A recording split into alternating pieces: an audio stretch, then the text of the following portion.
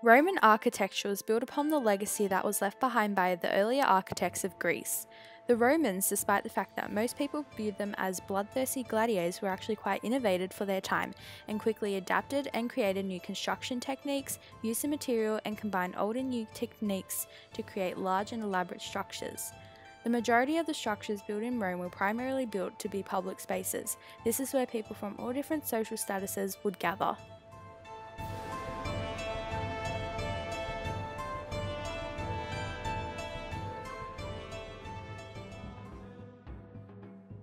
The Colosseum is one of the best known structures and was the first permanent structure to be built by the Romans.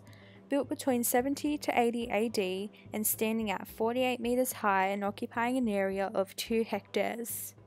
The Colosseum can hold a crowd of around 50,000 spectators who piled in to watch events that could last up to a day.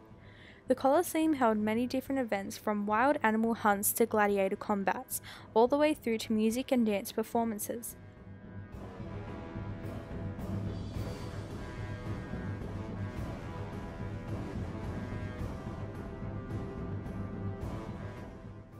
However, there is more than meets the eye when it comes to the Colosseum. Beneath the floors of the arena, there were large and impressive networks of tunnels and passageways, and chambers that housed the animals that were used in shows and for the participants of the events. There were also lifts that would be operated by man-cranked windowers that would lift the animals in their cage. Also, trapdoors were spread across the arena and were operated by springs. Finally, for events that would involve blood spill, the ground would be covered in sand in order to absorb the blood. It took 10 years to complete the construction of the Colosseum. In its original form, it had 4 main floors, each with 80 arches surrounding the outside. The Colosseum has been through several earthquakes, which resulted in the south side to collapse over time. In all, the Colosseum has survived the course of time, and it still remains here today to tell its story.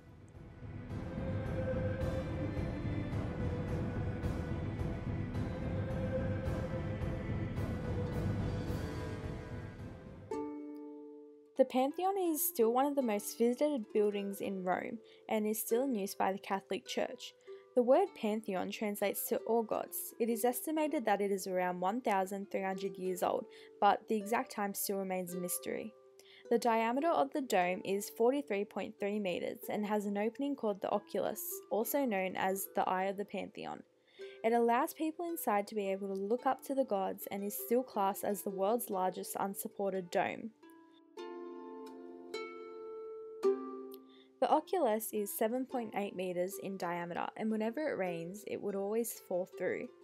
The floor inside the Pantheon is marble and features a unique Roman design that consists of geometric patterns. It is slanted and has a cleverly designed drainage system to allow the removal of water, which further reinstates how advanced the Romans were in innovation.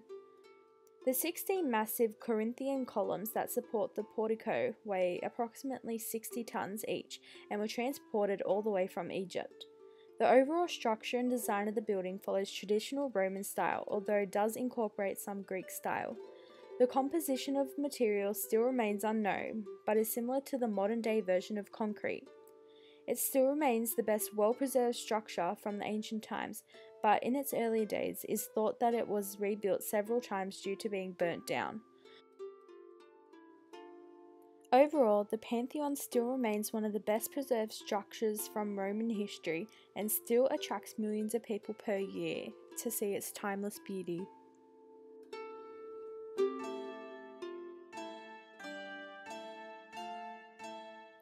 Overall, these two structures were used for completely different purposes, but both buildings were considered community spaces, as most of the Romans' buildings were designed for.